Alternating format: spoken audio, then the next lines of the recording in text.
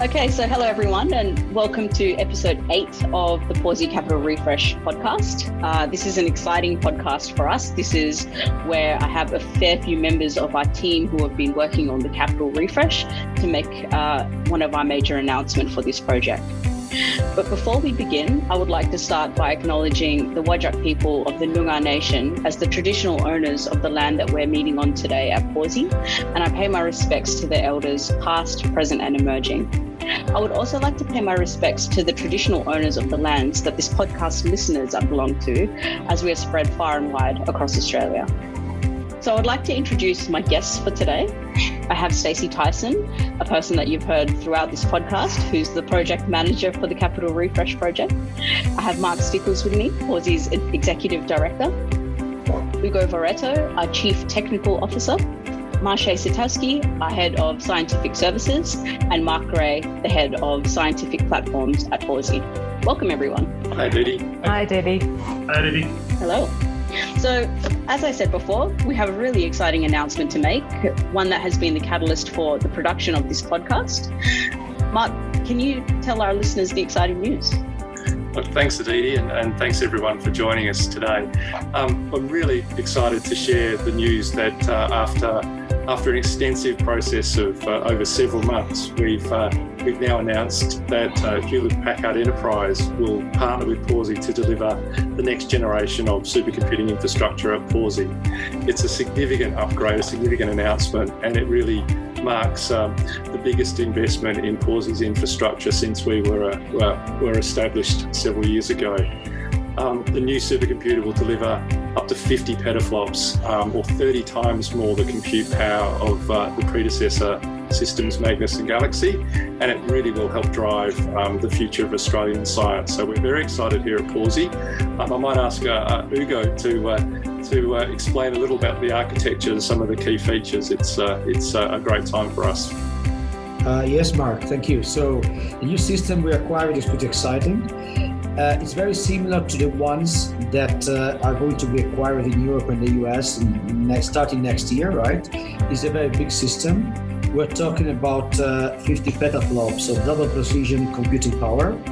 It's important to remember the number because when we talk about 50 petaflops double precision means with the highest available accuracy, right?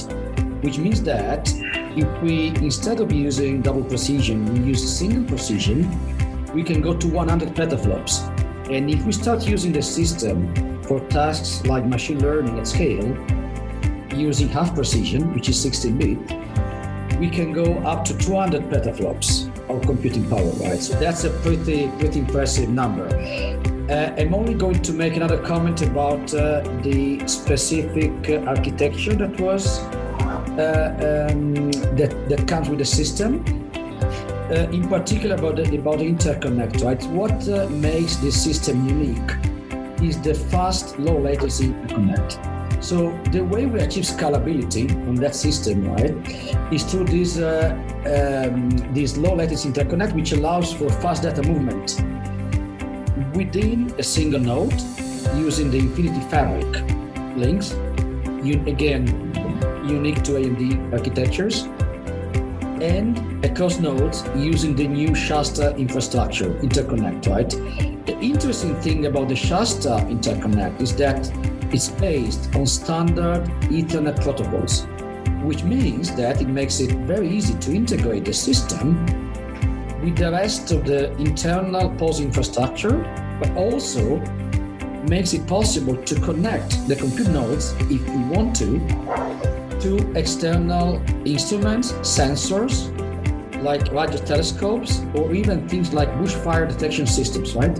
So all in integrated fashion. So I think one of the things that's interesting, we've seen some announcements around the world of exascale systems. Yeah. I mean, this to understand, and we know we've got a path of a year or so to commission the system, but essentially this is a project that's not exascale, but is on that path. So do you want to highlight why that's the case? Yes, absolutely. So as I said before, the way you achieve scalability is through low latency, fast interconnect, right? So because of that, and this solution being the best available, right, the best in-class solution, there are a number of centers around the world who have been acquiring this exactly the same type of technology. So the reason for which this thing is an exascale type system is because of the fact that it includes this low latency, high speed fabric, right? And that's why other centers in the US, namely Argonne National Labs, Oak Ridge National Labs, and Lawrence Livermore have acquired the same system. Another center in Europe, CSC in Finland, they have announced the acquisition of exactly the type of system we are acquiring here, to the level that they are going to have a visualization partition like us, and they're going to have connection to object storage like us. So this is really the start of this new exascale journey, right? So basically what it means for our researchers, learning how to scale their science and applications on our system will create a path for them to take advantage of future exascale systems as well. So now I think we'll kind of go on to the next part and talk about, Ugo, as you mentioned, Lumi and the announcement that came out yesterday. Mark, can you touch a little bit more about the convergence of cloud and HPC and what that means for our system as well? Yeah, thanks, Didi. So Ugo has talked a lot about the hardware and the kind of underlying technical part of the architecture. There's a whole other part of that architecture, which is the software architecture that runs the facility. And in this new facility, we have an opportunity to leverage all that to build like integrations between our cloud and HPC facilities using technologies like container orchestration through Kubernetes and kind of modern kind of file systems that are being used to operate this new facility. Those are all intersection points between cloud and HPC. And in this facility, for the first time, we're actually going to be using those technologies across both the cloud facility and the HPC facility, and it gives them an opportunity to integrate those in a way that's going to be very advantageous to researchers and to hook those into our storage facilities as well at the same time. Interesting. So we've talked about it from a user point of view. We've talked about it from our point of view. What about from a technical point of view for someone that kind of wants to know the nitty gritty about the system that we're putting on the floor? I'll start that off. I bet there's a couple other people here who have a view on that. So we've got a system here which has got over 200,000 traditional CPU cores and over 750 GPUs, and that represents a huge kind of computational kind of aspect. I wanted to maybe jump in and also provide something to that.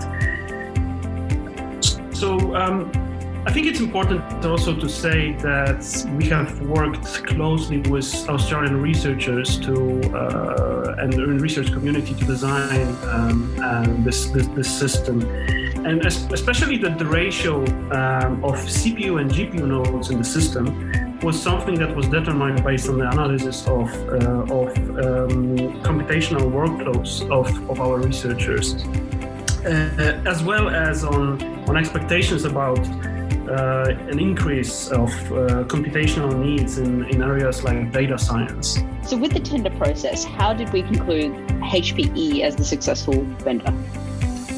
So as I said at the very beginning, right, also given our needs and the needs of our researchers, and when I talk about our needs, I really mean needs in the area of large-scale data processing, right? So we concluded that we needed a solution that would allow for this tight integration among different components, namely compute, network and storage, but also between GPU and CPU compute units, right? And we understood that the solutions proposed by HPE looked like the best one, because it was the one that really was ticking all the boxes, right? So meaning tight integration among the components, fast connection between GPU and CPU, and also fast connection between remote GPUs, right? So that's really why that system was selected. In addition to the opportunities we saw there for collaborations to other centers procuring a similar system, and with the vendor itself, right? Because we already started a proper technical collaboration with the vendor. We already had a couple of calls related to storage. There will be other calls related to presenting our use cases to the vendor and see if we can, going forward, co-design, right, the configuration of the new system to match our requirements. So that's really why that solution was selected. Okay, cool. So thank you, Ugo and Marsha. That's a really good overview of what this system means for our researchers and for the Australian scientific community. I want to move on to a topic that I think is important when we talk about new systems, when we're upgrading major infrastructure. How does such an increase in compute power impact on our energy consumption at the centre with this new infrastructure that we're putting in place? So on behalf of the centre and all of its partners that invest in Pawsey, energy efficiency was one of the sort of key criterion in assessing the options that we had to, or evaluating the options ahead of us. So we know that was an important consideration and a measurable criterion in determining the type of technology that we've announced this week. The system at Pawsey, in its first iteration, when we launched Pawsey several years ago, also had an energy efficiency, renewable energy component with its geothermal cooling system. So we continue that sort of direction with Pawsey, but we know that the expectations are higher still now to have systems that are more energy efficient, because the demands in terms of computational scientists are increasing. Perhaps Ugo, I know Ugo can explain how we're more energy efficient, but it was an important consideration for us at the very highest level that this was an energy efficient solution for Pawsey and its partners. At the end of the day, that's why GPUs started to be used in HPC environments. That's exactly why, right? This GPU adoption started back in 2013, right? Because that's how you achieve this kind of energy efficiency. Yeah, and the level of energy efficiency that we can gain with the new system is, it was a huge component in choosing to go down this path. So, our system, our 1 petaflop system uses, at least 500 kilowatts to actually generate that petaflop of compute.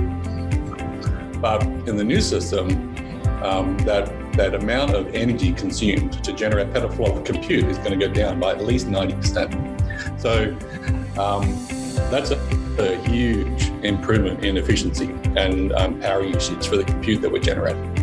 When can we expect to have this system delivered and in use? Thanks, Aditi. The new system is going to be delivered in 2 stages. Phase 1 is going to be available by the middle of 2021. This system provides a 45% increase in raw compute power when we compare it to our existing systems, Magnus and Galaxy. Once this system's available, we will migrate all our users who are currently on Magnus and Galaxy to the new supercomputer, and that will allow us to decommission Magnus and Galaxy before we deliver Phase 2. Phase 2 is the fully commissioned system and will be delivered around the middle of 2022, and this is a system that will deliver up to 50 petaflops of raw compute power. Awesome, cool. So I think that's probably the part that our researcher listeners were waiting to hear when they're actually going to be able to get their hands on the system. And I kind of want to touch on what this means to our scientists, to the research community. And I want to ask, by 2022, why do we need a more powerful supercomputer? Why have we done this whole exercise? What does it mean for science? Who are the people who are the groups that are going to be impacted by this? We had almost double the request for use of our systems last year, Magnus, than we could support. So there's clearly unmet and growing unmet demand in computational resources for the Australian scientific community. But I think to capture what Ugo was saying, there's also this aspiration, computation to to meet the aspiration of our scientific community and to unlock research that couldn't be done without the scaled up resources that we're investing in here. The other thing that I think national facilities like Pawsey do when they invest in this sort of scaled up infrastructure is it sets a direction. It's providing some sort of impetus and in downstream ways economic stimulus. So it's supporting partnerships with industry. It's supporting training researchers and who might then go and work in science or go and work in industry. So there's a lot of other benefits, not just purely in the additional capacity for our scientists that flow from having these sorts of facilities operating in the scale that it's going to operate in. Yeah, I would just add to that one thing, right? About we talked about scientific outcomes. Mark mentioned industry, but there are other areas, for example, like urban planning and smart cities, right? Where you really have a mix of simulation, AI, data analysis, visualization that is required to be done at scale, right? Think about the complexity of simulating a multi-million inhabitant city, right? So there are areas where, you just cannot perform any actual, scientific research unless you are given access to a system of this size, right? Yes. So touching. Definitely we see the increased compute needs from our current users and domains represented currently among our user groups.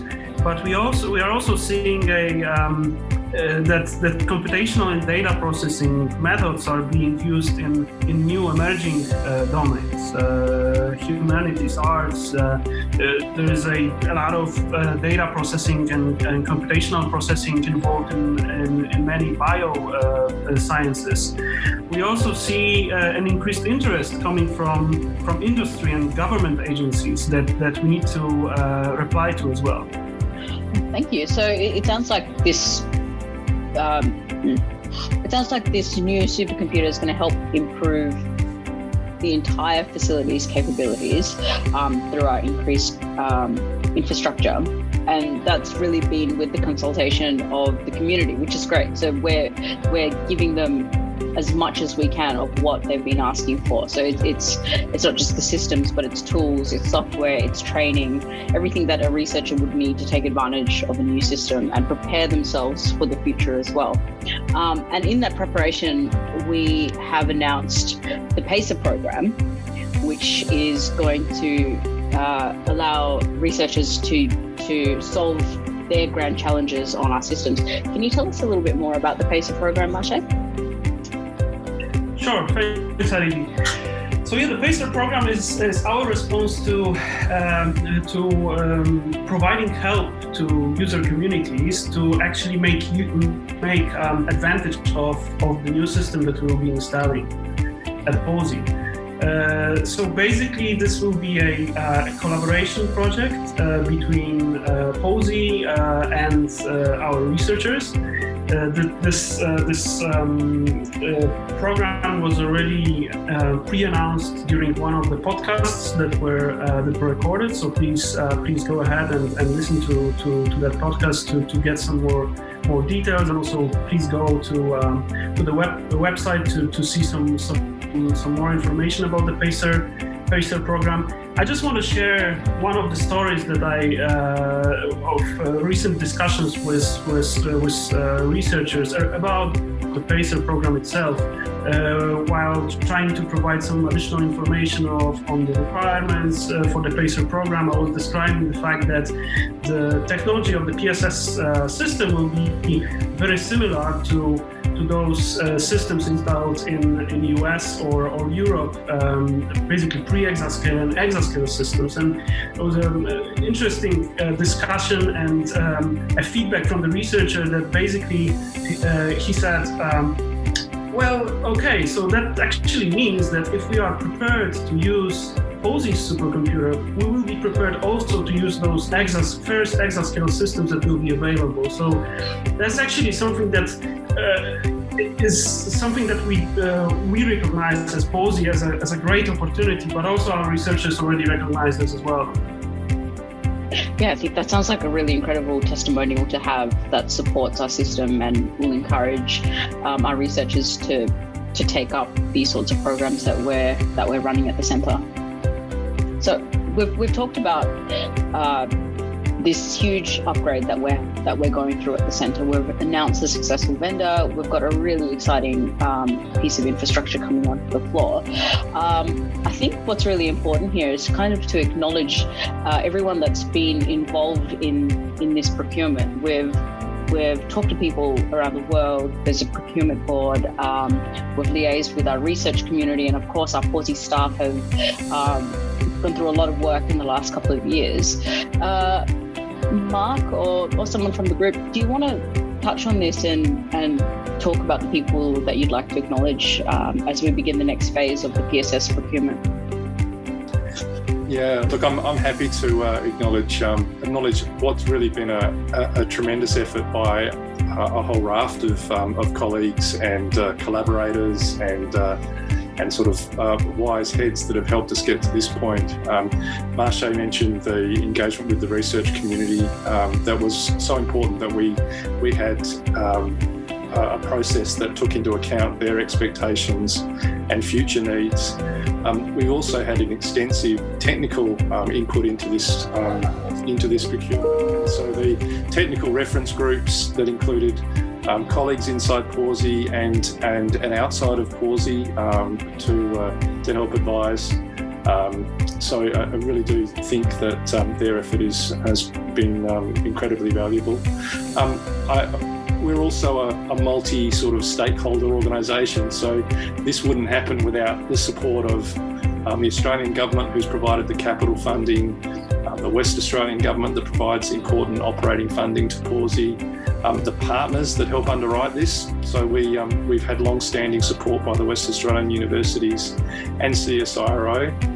We get NCRIS funding, so we're considered part of an important national research infrastructure, and this is I think a flagship announcement for national research infrastructure. And the group that's in this call, I really would like to, as project manager, Stacey's done a fantastic job, and with support from a technical manager in Dave Shebeki and procurement lead in Matt Larson. As a small project team, we've been really well supported. And Ugo as the CTO, with enthusiastic engagement by Mark and Marche on the technical and scientific sort of engagement aspects of this, user engagement aspects of this, have been tremendous. So it really is a fantastic effort. And a last little shout out to you, Aditi, and your colleagues in the communications team, because I think you've done a great job to help keep us focused on our user community and those that are interested in the work that we do here, because we're very excited about this, and there's still a journey ahead of us, but we are very motivated to deliver a fantastic outcome here, a system that we are setting ourselves up for a tremendous new phase at Pawsey, a new era. But we do it because we support incredible science, and science yet that can't be undertaken without this sort of computing infrastructure and the expertise that supports it. Thanks, Mark. You're right. There's just been so many people involved with this, so many groups, and incredible minds that have come together to put this system, to bring the system together and enable and accelerate the science that's undertaken in Australia. I'm really excited to see this get deployed, and it's also been very interesting from my perspective to watch this project progress and see how it all comes together. It's been fun, and I'm looking forward to season 2 of this podcast when we start to put more on the floor.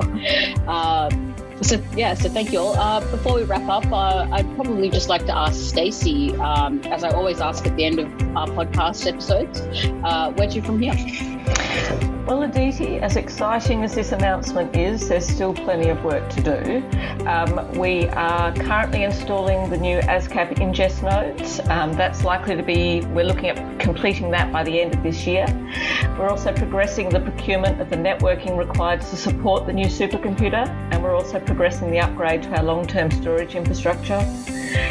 We need to make some modifications to our building to accommodate the new supercomputer, and that will be a focus in the coming months.